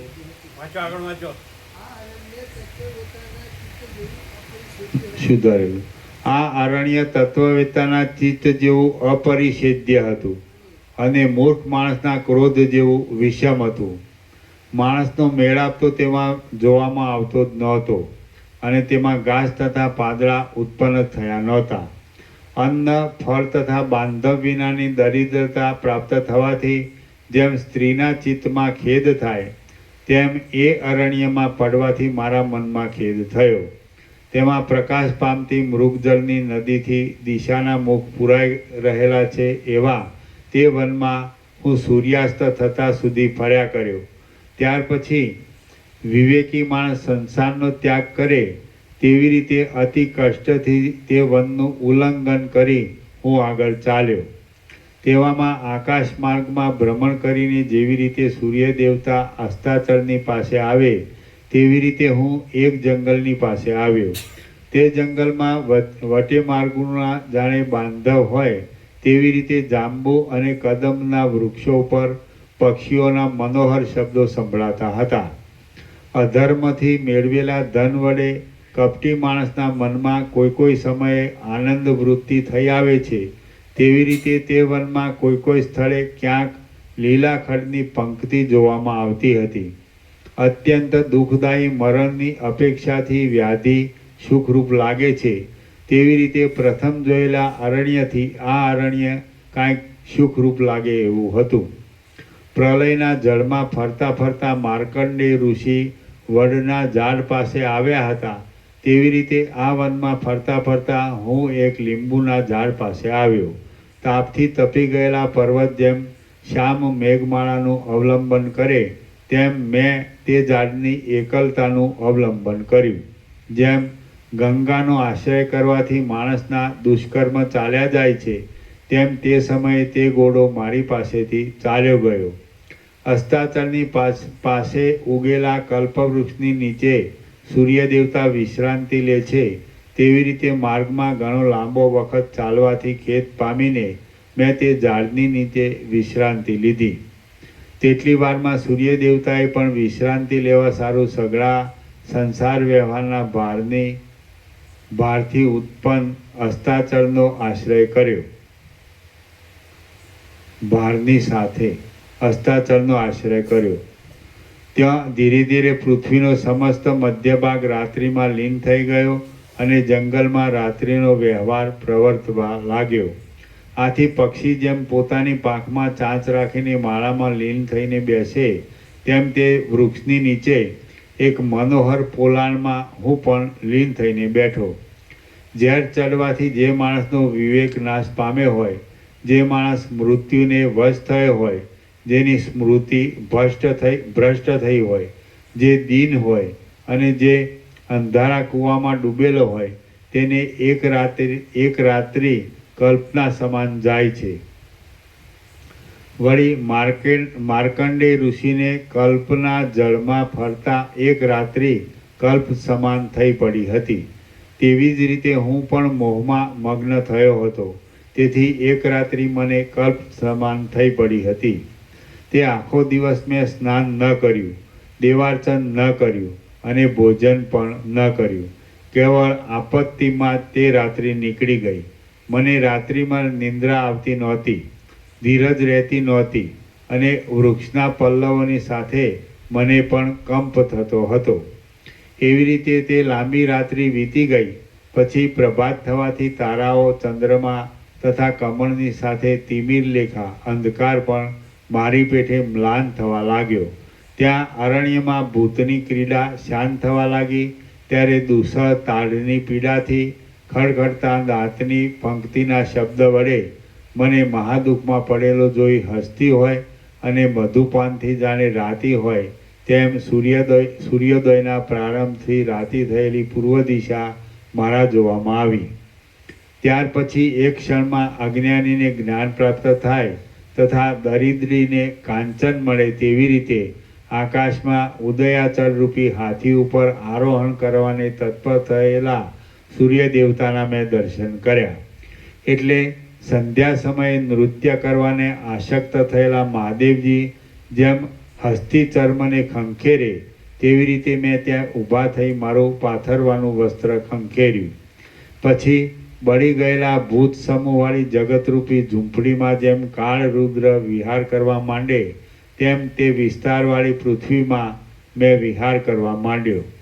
મૂર્ખ માણસના શરીરમાં ગુણનો જરા પણ અંશ ન દેખાય, તેવી રીતે તે અરણ્યમાં કોઈ પણ પ્રાણી નજરે આવતું નહોતું. ત્યાં તો માત્ર નિશંકપણે ફરતા પક્ષીઓના ચંચળ ચિત્કાર શબ્દો સાંભળવામાં આવતા હતા. પછી દીનનાથ સૂર્ય આકાશમાં 8મે ભાગે ચડ્યા, ત્યારે લતાઓ ઝાકળના જળથી નાહી રહી હતી. પછી ઝાકળ સુકાવા લાગ્યું હતું. તેવામાં હાથમાં અમૃતનો કુંભ ધારણ કરનાર સ્ત્રી વેશધારી વિષ્ણુ ઉપર જેમ દાનવની દ્રષ્ટિ પડી હતી, તેમ વનમાં ફરતા રાંધેલા ભાતનું પાત્ર ધારણ કરનાર એક કન્યા ઉપર મારી દ્રષ્ટિ પડી. ચમકતા તારારૂપી નેત્રવાળી શ્યામ અને શ્યામ વસ્ત્રવાળી રાત્રિ પાસે ચંદ્રમા આવે, તેવી રીતે ચપળ કીકીઓવાળા નેત્રવાળી શ્યામ અને શ્યામ વસ્ત્રવાળી તે કન્યાની પાસે હું ગયો અને તેને આ પ્રમાણે કહેવા લાગ્યો કે હે શ્યામ બાળા, હું મોટી આપત્તિમાં છું, માટે તું તારી પાસેનો ભાત મને તરત આપ, કારણ કે દીન માણસના દુઃખનું હરણ કરવાથી સંપત્તિની વૃદ્ધિ થાય છે. હે બાળા, જેમ જીર્ણ વૃક્ષના કોટરમાં રહેલી કાળી સાપણને પ્રસવ થયા પછી પેટમાં ભૂખ વધે છે, તેમ આ સમયે મારા પેટમાં પણ ભૂખ વધી છે. આવી રીતે મેં તે કન્યાને પ્રાર્થના કરી તો પણ લક્ષ્મીજી જેમ દુષ્ટ આચરણવાળા માણસને પ્રયત્નથી પ્રાર્થના કર્યા છતાં પણ ધન આપતા નથી, તેમ તેણે પણ મને કાંઈ આપ્યું નહીં. આમ છતાં હું તેની છાયાની પેઠે એક વનમાંથી બીજા વનમાં ઉતાવળથી તેની પાછળ ચાલ્યો. ત્યારે તેણે મને નીચે પ્રમાણે કહ્યું કે હાર કેયુરીન કૌંસમાં હાર તથા મુકુટ પહેરનાર રાજન, હે હાર કેયુરીન, પુરુષ, અશ્વ તથા હાથીનું ભક્ષણ કરનાર રાક્ષસીના જેવી ક્રૂર હું ચાંડાળ કન્યા છું, માટે મારું અન્ન તમારે જમવા યોગ્ય નથી. હે રાજન, જેની અભિલાષા પૂરી થઈ નથી એવા ગામડાના માણસો પાસે સુંદર સૌજન્યની પ્રાપ્તિ થતી નથી. તેવી રીતે માત્ર યાચના કરવાથી તમને મારી પાસેથી ભોજનની પ્રાપ્તિ થશે નહીં. એ પ્રમાણે કહીને તે ચાલવા લાગી. તે પગલે પગલે ખેલ કરતી હતી, લતાકુંજમાં સંતાતી હતી અને કટાક્ષ આદિ લીલાઓથી પોતાના અભિપ્રાય સૂચવતી હતી. તે બોલી, તમે જો મારા પતિ થાઓ તો આ ભોજન હું તમને આપું, કારણ કે પામર મનુષ્ય સામાન્ય સ્નેહ વિના અર્થથી ઉપકાર કરતો નથી. સ્મશાનમાંથી જેવી રીતે ભૂત ફરે છે તેવી રીતે ચાંડાળ જાતિનો મારો પિતા આ વનમાં ભૂખ્યો ને ભૂખ્યો પોતાના બળદથી ખેતી કરે છે. તેને માટે હું આ અન્ન લઈ જાઉં છું, પણ જો તમે મારા પતિ થાઓ તો આ અન્ન હું તમને આપું, કારણ કે પોતાના વલ્લભ કૌંસમાં પતિનું પ્રાણથી પણ પૂજન કરવું જોઈએ. આવા તેના વચન સાંભળી મેં તેને જવાબ દીધો કે હે સુવ્રતે, હું તારો પતિ થઈશ. કયો માણસ આપત્તિમાં વર્ણ, ધર્મ તથા કુળના ક્રમનો વિચાર કરે છે? મારા આવા વચન સાંભળીને પૂર્વે જેમ સ્ત્રી વેશધારી વિષ્ણુ ભગવાને અમૃતના કુંભમાંથી અર્ધ અમૃત ઇન્દ્રને આપ્યું હતું, તેમ તે કન્યાએ પોતાના ભાતમાંથી અડધો ભાત મને આપ્યો. તે ભાતનું ભોજન કરીને અને જંબુફળના રસનું પાન કરીને મેં મોહયુક્ત ચિત્તથી તે સ્થળે વિશ્રાંતિ લીધી. પછી વર્ષા ઋતુની શ્યામ મેઘમાળા સૂર્યને ઢાંકી દે તેમ તે શ્યામ વર્ણની કન્યાએ મને ઢાંકી દીધો. જાણે હું બહાર રહેલો પ્રાણ હોઉં તેમ તે મને હાથ પકડીને પોતાના પિતાની પાસે લઈ ગઈ. ત્યાર પછી જેમ યાતના નરક પાસે જાય તેવી રીતે તે દુષ્ટ આકૃતિ તથા દુષ્ટ આરંભવાળા તેમજ પુષ્ટ શરીરવાળા અને ભય આપનારા પોતાના પિતાની પાસે ગઈ. પછી ભ્રમરમાં આસક્ત થયેલી ભ્રમરી જેમ પોતાના શબ્દથી પોતાનો અભિપ્રાય જણાવે તેમ મારામાં આસક્ત થયેલી તે કન્યાએ તે ચાંડાળને મારા સંબંધી પોતાનો અભિપ્રાય જણાવ્યો અને કહ્યું કે હે તાત, તમને રૂચે તો આ માણસ મારો પતિ થાય. એટલે તેણે કહ્યું કે સારું. પછી સૂર્યાસ્ત સમયે જેમ યમરાજા પોતાના અનુચરને રજા આપે તેમ તેણે પોતાના બળદને ઝાકળથી કપિલવર્ણની તથા ધૂળવાળી દિશામાં છોડી મૂક્યા અને તે ચાંડાળના વનમાંથી અમે આગળ ચાલ્યા. ભૂત એક સ્મશાનમાંથી બીજા સ્મશાનમાં જાય તેવી રીતે એક ક્ષણમાં સંધ્યા સમયે તે લાંબા વનમાંથી અમે તે ચંડાળના ઘર પાસે આવ્યા. તે ચંડાળના ઘરમાં વાંદરા, કૂકડા તથા કાગડા વગેરે કાપીને વિભાગવાર રાખેલા હતા. ત્યાં લોહીથી છંટાઈ ગયેલા પૃથ્વીના ભાગમાં માખીઓ બણબણતી હતી.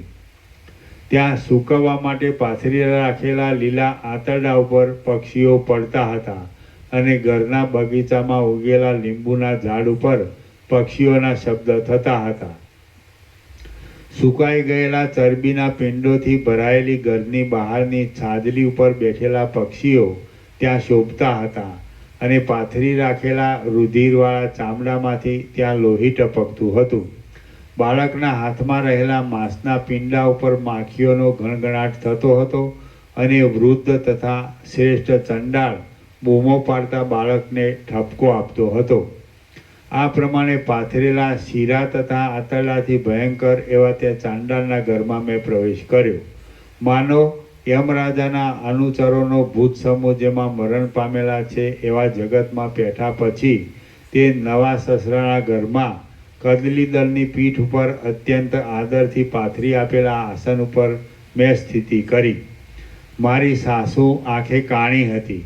તેણે આ મારો જમાઈ છે એમ કહી મારો સત્કાર કર્યો. ત્યાર પછી વિશ્રાંતિ લીધા પછી કાળિયાર મૃગ ચર્મનું આસન કરી માણસ દુષ્કૃત ભોગવે તેવી રીતે ચંડાળને યોગ્ય ભોજનનો મેં આહાર કર્યો.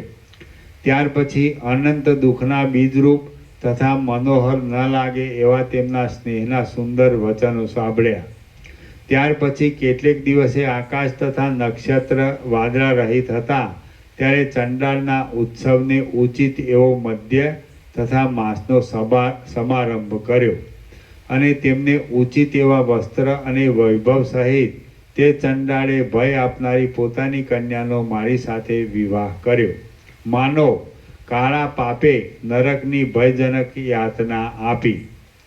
આ વિવાહના ઉત્સવમાં બ્રહ્મ હત્યા વગેરે દુષ્કૃત્યના સમૂહ પોતે શબ્દ કરતા હોય તેવી રીતે મહામદિરાના આસવથી મત થયેલા ચંડાળો મનોહર સંગ્રામના શબ્દનો પણ તિરસ્કાર કરે તેવી રીતે વિલાસથી મોટા ભયજનક શબ્દો કરતા હતા. શ્રી યોગ વાસિષ્ઠ મહારામાયણમાં ઉત્પત્તિ પ્રકરણનો ચાંડાલી વિવાહ નામનો સર્ગ 100 સમાપ્ત. સર્ગ 107મો ચંડાળ દશામાં રાજાએ ભોગવેલા દુઃખોનું વર્ણન. આ 107મા સર્ગમાં લવણ રાજા ચંડાળને ઘેર 60 વર્ષ સુધી રહ્યો અને તેટલો લાંબો વખત ચંડાળને ઉચિત કૃત્યથી પોતાનું જીવન ગયું એ વાત સભા સમક્ષ કહેશે. રાજા બોલ્યો, હે સભાજનો, હું તમારી પાસે વધારે શું કહું, પણ તે દિવસથી કૌંસમાં ચાંડાળ કન્યાની સાથે વિવાહ થયો ત્યારથી ઉત્સવ સહિત વિવાહને લીધે મારું ચિત્ત તેમાં વશ થયું અને હું પણ એક મોટો ચંડાળ બન્યો. ઉત્સવની 7 રાત્રિ ગયા પછી તથા ક્રમે કરી 8 માસ નીકળી ગયા પછી તે ચાંડાળ કન્યાને ઋતુ પ્રાપ્તિ થઈ અને ત્યાર પછી તેને ગર્ભ રહ્યો. ત્યાર પછી જેમ વિપત્તિ દુઃખરૂપ ક્રિયાને ઉત્પન્ન કરે તેમ તેણે એક દુઃખદાયી કન્યાને જન્મ આપ્યો અને તે કન્યા જેમ મૂર્ખ માણસની ચિંતા દિવસે દિવસે વધે તેમ વધવા લાગી. 3 વર્ષ ગયા પછી તેણે એક અસુંદર પુત્રને જન્મ આપ્યો. માનો દુર્બુદ્ધિને આશાનો પાસ વધારનાર અનર્થ નામનો પુત્ર થયો. ત્યાર પછી એક પુત્રી આવી અને ત્યાર પછી પણ એક પુત્ર થયો. આવી રીતે તે વનમાં ચાંડાળ રૂપે હું મોટો કુટુંબી થયો. બ્રહ્મ હત્યા કરનાર માણસ નરકમાં ચિંતા નામની સ્ત્રીની સાથે ઘણી જાતની યાતના ભોગવે છે તેવી રીતે તે વનમાં મેં તે ચાંડાળ કન્યા સાથે ઘણા વર્ષ સુધી અનેક પ્રકારના દુઃખ ભોગવ્યા. જેમ વૃદ્ધ કાચબો પાણીના ખાબોચિયામાં લોટ્યા કરે છે તેમ ટાઢ તડકો તથા પવનના કલેશથી પરવશપણે મેં તે વનમાં ફરવા માંડ્યો.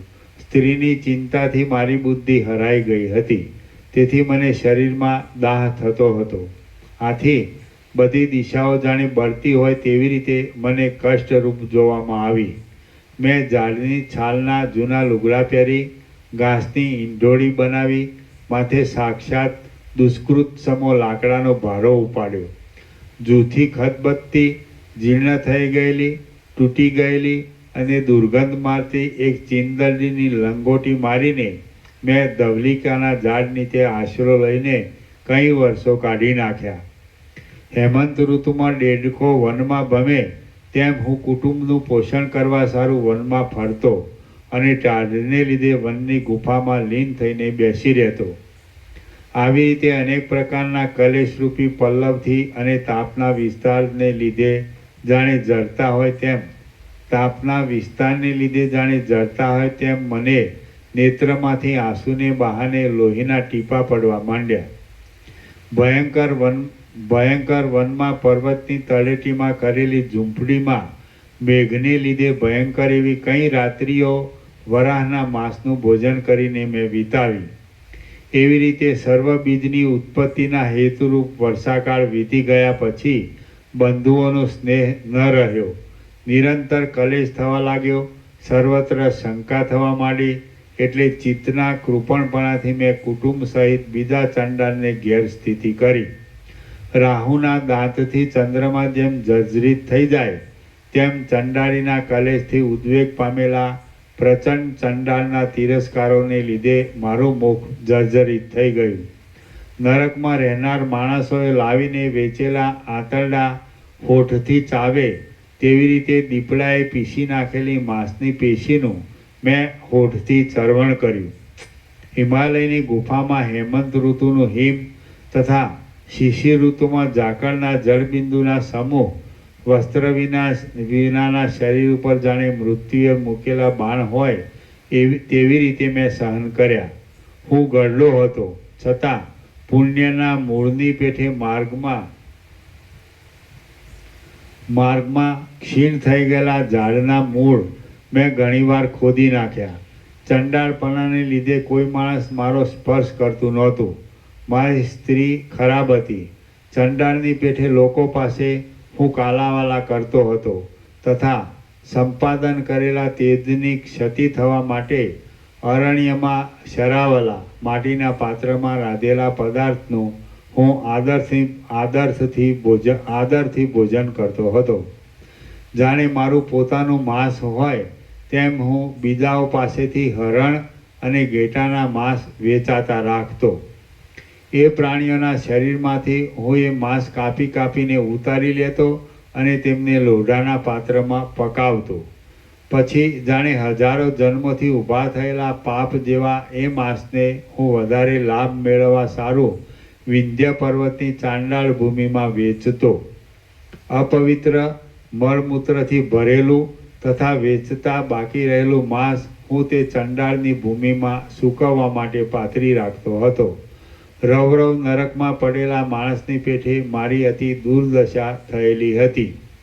વિંધ્ય પર્વતની ગાઢ જાડી મારું પોષણ કરનારી હતી અને સંધ્યાકાળ એ કંદમૂળ તથા માંસ ભેગું કરવામાં વિઘ્નરૂપ છે તો પણ હું તેનો દ્વેષી હતો. કૌંસમાં સંધ્યા સમયે માંસ તથા કંદમૂળ ભેગું કરવાનો નિષેધ છતાં હું સંધ્યા સમયે પણ તે ભેગું કરતો હતો. આવી જાતની સ્થિતિમાં મારી દ્રષ્ટિએ કોદાળી એ મારો સાચો સ્નેહી મિત્ર હતો. હું લાકડીઓ મારીને કૂતરા વગેરેને હાંકતો હતો અને દિવેચ્છાથી પ્રાપ્ત થયેલા સ્ત્રી પુત્રાદિકને કોદરા વગેરે ગામઠી અન્નોથી પોષતો હતો. પવનથી યુક્ત વરસાદના ઝાપટાથી થતા સુકાયેલા પાંદડાના ખડખડાટવાળા ઝાડ નીચે મેં વગડાના વાંદરાની સાથે રાત્રિઓ વિતાવી. તે સમયે ટાઢથી મારા દાંત પણ કડકડતા હતા અને મને સોયની અણી જેવા રૂવાટા ઊભા થતા હતા. ભૂખને લીધે મારું પેટ ક્ષીણ થઈ ગયું હતું. તેથી હું માંસના ટુકડા માટે વર્ષા ઋતુમાં પડતા મેઘના બિંદુનું મોતીના કણની પેઠે ગ્રહણ કરતો હતો. વનમાં ટાઢથી દાંત કડકડતા હતા, આંખ મીંચાઈ જતી હતી અને સ્ત્રીની સાથે સવારે કજિયો થતો હતો. કાળા મેષના જેવા મેલા શરીર વડે હું ભૂતના બંધુના જેવું આચરણ કરતો હતો અને હાથમાં બડીશ કૌંસમાં માછલા પકડવાનો કાંટો હાથમાં બડીશ લઈને હું નદી કાંઠે ફરતો હતો.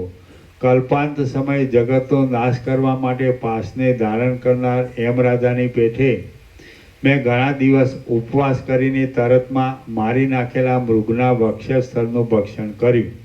સ્મશાનમાં મારો વાસ હતો.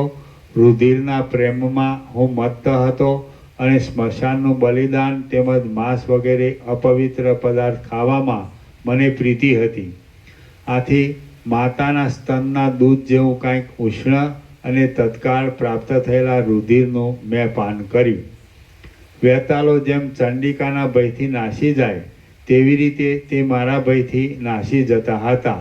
સ્ત્રી પુત્રમાં થતી આશા જેમ બંધનમાં વધારો કરે છે તેમ મૃગ તથા પક્ષીઓના બંધન માટે હું વનમાં જાળ પાથરતો હતો. માયામય સૂત્રજાળથી મેં દિશાઓના પક્ષીને જર્જર કરી નાખ્યા હતા. આ મારી આવરદા દુરાચરણમાં ગઈ અને આવી જાતના દુષ્ટ કર્મમાં પણ મેં મારા મનને અવકાશ આપ્યો. વર્ષા ઋતુની નદીની જેમ મારી આશા વૃદ્ધિ પામવા લાગી અને કરબ સર્વનું ભક્ષણ કરનાર એક જાતના જનાવરના ભયથી સર્પ દૂર નાસી જાય તેવી રીતે મારી બુદ્ધિ ચારે બાજુ દોડવા લાગી. સર્પ પોતાની કાંચરીનો ત્યાગ કરે તેવી રીતે મેં દેહમાંથી દયાનો ત્યાગ કર્યો. ઉનાળાના અંતે આકાશ કાળા મેઘનો અંગીકાર કરે તેવી રીતે સુખથી ક્રોધરૂપી બાણનો વરસાદ કરનાર તથા દુષ્ટ શબ્દથી નાદ કરનાર ક્રૂરતારૂપી મેઘનો મેં અંગીકાર કર્યો. મારી પાસે નિરંતર વિકાસ પામનારી તથા નષ્ટ ન થનારી દુર્ગંધીનો લોકોએ ત્યાગ કર્યો. ખાબોચિયા જેવી રીતે દુષ્ટ મંજરીનો અંગીકાર કરે છે તેવી રીતે મેં આપત્તિનો અંગીકાર કર્યો હતો. અમુક કાળે અમુક પદાર્થ ભોગવવો એવી નિયતિરૂપ નરકની પૃથ્વીમાં વૃષ્ટિથી ધાન્ય વધે છે તેવી રીતે મોહરૂપી વૃષ્ટિથી વૃદ્ધિ પામનારી દુષ્કર્મના બીજની મુઠ્ઠીઓ મેં વાવી દીધી હતી. ભૂત પ્રાણી માત્રમાં નિર્દયપણાથી યમરાજ ફરે છે તેવી રીતે હું હાથમાં જાળ લઈ વિંધ્ય પર્વતની ગુફામાં નિર્દયપણે મૃગના સમૂહમાં ફરતો હતો. શેષનાગ ઉપર જેમ ભગવાને શયન કર્યું હતું તેમ વિવેકનો ત્યાગ કરી હું ચમરીના કંઠ ઉપર મસ્તકને વિશ્રાંતિ આપી શયન કરતો હતો. મારા મસ્તકને વિશ્રાંતિ આપી શયન કરતો હતો. આ મારા વસ્ત્રો અને ચરણો ચંચળ હતા. હું રાડો પાડતો હતો તથા મારું શરીર ભૂખરું હતું. આથી તે શરીર જાણે ઝાકળથી ઢંકાયેલી વિંધ્યાચળની કોઈ જળમય ગુફા હોય તેવું જણાતું હતું. વરાહ જેવી રીતે પૃથ્વીને ધારણ કરે તેવી રીતે ગ્રીષ્મ ઋતુમાં ઘણી જૂવાળી કંથા મેં મારી કાંધ ઉપર ધારણ કરી હતી. વનમાં ઉત્પન્ન થયેલા અગ્નિથી પ્રાણીનો દાહ થાય તેવી રીતે હું કલ્પના અગ્નિથી જગતનો નાશ કરનાર કાળની ગતિને અનુસરીને રહ્યો હતો. વિષય પુરુષને જેમ ક્ષય વગેરે રોગની ઉત્પત્તિ થાય છે તથા દુરાગ્રહી માણસને જેમ વેર તથા કલહરૂપી અનર્થની ઉત્પત્તિ થાય છે તેમ તે ચંડાળ અવસ્થામાં મારી સ્ત્રીએ સુખ દુઃખરૂપી સંતતિની ઉત્પત્તિ કરી. આવી રીતે જોકે હું રાજા કૌંસમાં મારા પિતાનો એકનો એક પુત્ર હતો તો પણ 60 વર્ષ ચંડાળ દશામાં મેં કાઢ્યા. એ સભાસદો, આવી રીતે કાળાંતર દુષ્ટ વાસનારૂપી બંધનની મને પ્રાપ્તિ થઈ હતી. તે ચંડાળ દશામાં કોઈ સમયે હું બૂમો પાડતો હતો, વિપત્તિના સમયમાં રુદન કરતો હતો, ક્ષુદ્ર અન્ન ખાતો હતો અને એ હત્યારા ચંડાળવાસમાં રહેતો હતો. શ્રી યોગ વાસિષ્ઠ મહારામાયણમાં ઉત્પત્તિ પ્રકરણનો આપદ વર્ણન નામનો સર્ગ 107મો સમાપ્ત. ઓમ ઓમ ઓમ. 369. પ્રસાદ આપી દીધો.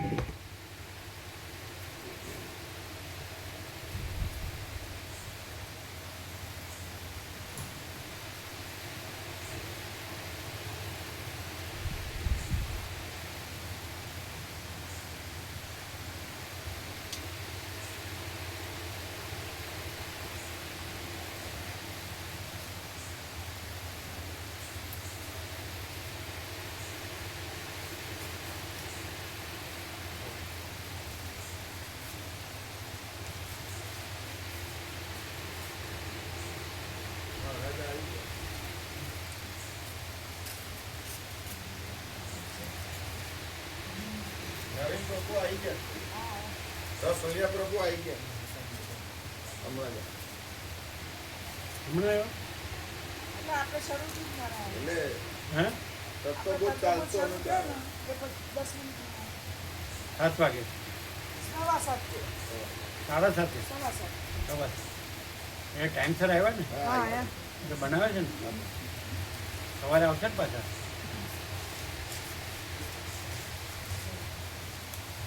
તમે કેવી રીતે આવ્યો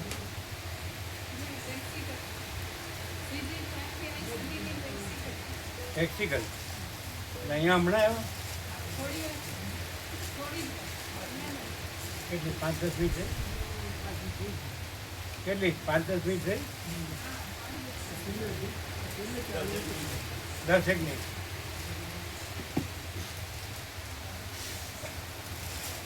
શું છે રિપોર્ટ શું કીધો નથી બરાબર મરી જવાનું કીધું તું તો છૂટી જવાય હો પણ બધી ઉપાધિઓમાંથી ફ્રી થઈ જવાય આરામ થઈ જાય ફાસ્ટિંગ કરવું પડે 14-15 કલાક. આર્થિક તો ભૂખે મરે તો મરી જવાય વહેલું બહુ તકલીફ છે ના તો? આજે પગ ખોટા પડી ગયા અને આટલે સુધી બધું ખોટું પડી ગયું એ કે અને માથાનું એ બે માટે એમણે કીધું B12 અને ડી વિટામિન ઓછા છે ઘણું ડેફિશિયન્સી જો હવે આવી જો એને કયો હું છું આજે પગમાં પહેલા ખાલી જ કરી દીધી પણ હમણાં 2-3 દિવસથી આખા આટલે સુધી ખોટા પડી ગયા એટલે વિટામિન B12 અને ડી ની બહુ ડેફિશિયન્સી છે B12 અને ડી વિટામિન ડી એટલે લોહીનો પત્તો તો મારા એવું થતું હતું આ પગ આખી ખાલી થઈ એ દૂધમાં હળદર લીલી અને આદુ છીણીને પીવાનું શરૂ કર્યું અઠવાડિયામાં પરિભ્રમણ ખાલી જતી રહી ખાલી ચડવાની હળદર અને આદુ દૂધમાં એટલે વિટામિન થી આવી જશે એમ હા હશે અને એક કોલેસ્ટ્રોલ બોર્ડર પર છે થોડુંક અત્યારે પરહેજ અને કસરત ને એવું કીધું છે પછી 3 મહિના પછી ફરી રિપોર્ટ કરવાનો જો એ નોર્મલ રહ્યું હોય તો કંઈ નહીં તો પછી દવા કરવાની એટલો પછી દવા ચાલુ કરવાની અત્યારે દવાનો આપી ના આપી કે અત્યારે જરૂરી નથી થોડું આટલું ધ્યાન રાખશો એટલે ખોટું પડી ગયું એનું હું એ વિટામિન B12 અને ડી એ આપી દવા એની આપી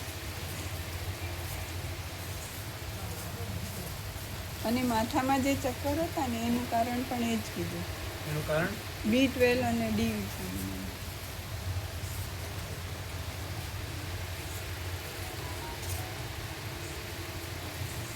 અને બંધ કરો ને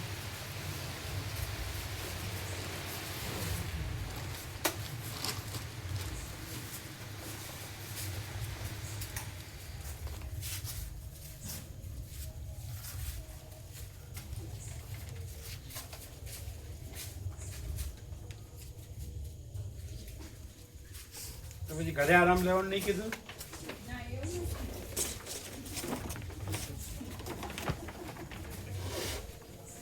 ઘરે આરામ લેવાનું કે ને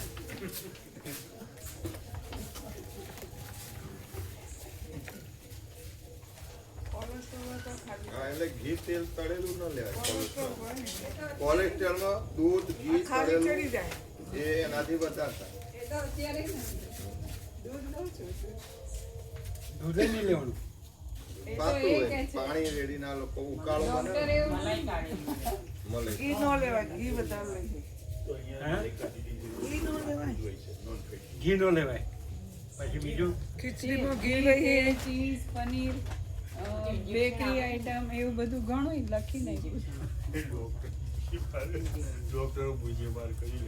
ના ના એમાં ના ભૂખે મરે બધું શુદ્ધ સાત્વિક તો કશું ભૂખે ના મરે.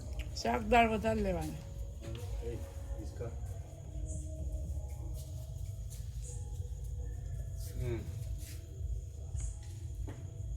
આ પ્રભુનો ડાયટ પરફેક્ટ છે આપણે લઈએ તો એ રેડી તો કદી ઘી નહીં લેતા.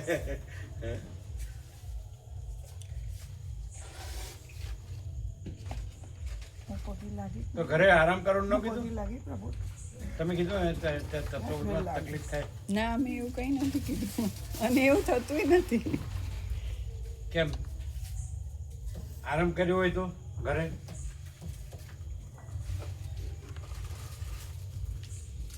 એક પર આરામ ન કરવો પડે. કોલેસ્ટ્રોલ ને બીપી કીધું, શું કીધું? Cholesterol, vitamin B12. B12 ને ડી ખાલી એટલું જ. એટલે એનો કોર્સ આવે એ લોકો દવા.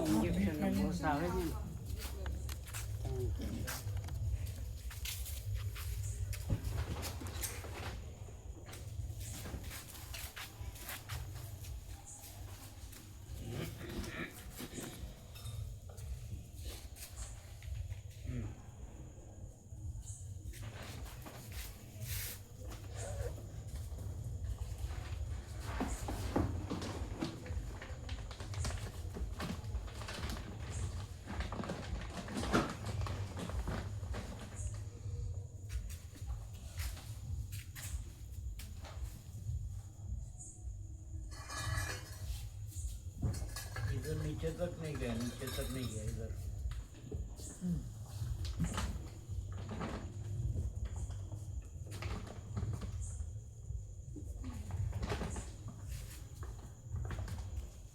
એટલે ઘણી વધારે તકલીફ છે એવું કીધું. ડેફિશિયન્સી છે એમ કીધું. તો ડેફિશિયન્સી છે નથી મળશે એ દવાથી જ મળશે અને થોડી ધીરજ રાખવાની. અને થોડું ધીરજ રાખવાની એમ. દવાથી મટી જાય. એટલે ધીરજ રાખવાનું એટલે એટલે આમ હાલ ઇન્જેક્શન ચડાવ્યું ને થઈ ગયું એવું નહીં, દવાથી થઈ જશે એમ. શું હાલ હાલ ઇન્જેક્શન ચડાવ્યું ને થઈ ગયું એવું નહીં, થોડી ધીરજ, દવાથી થઈ જશે. એમ.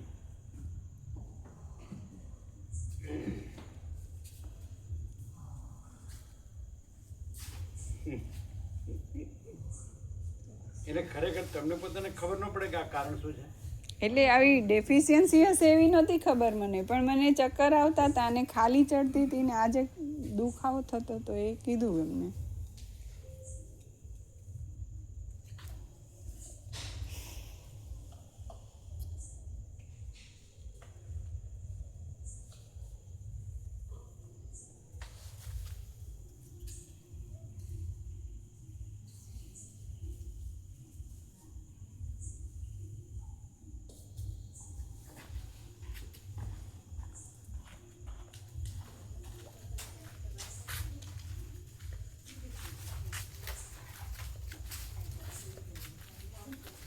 ये सब ले लो, हाँ, ले ले। ये भी ले लो, वो भी रैप कर दो.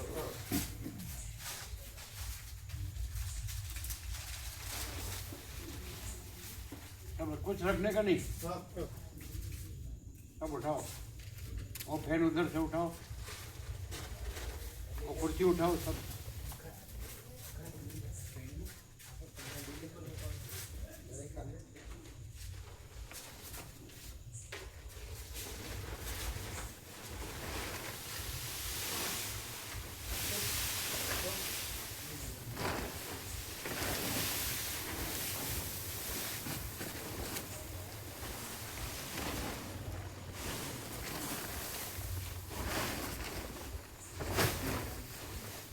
આરામ લેવાનું ન કીધું, આરામ લેવાનું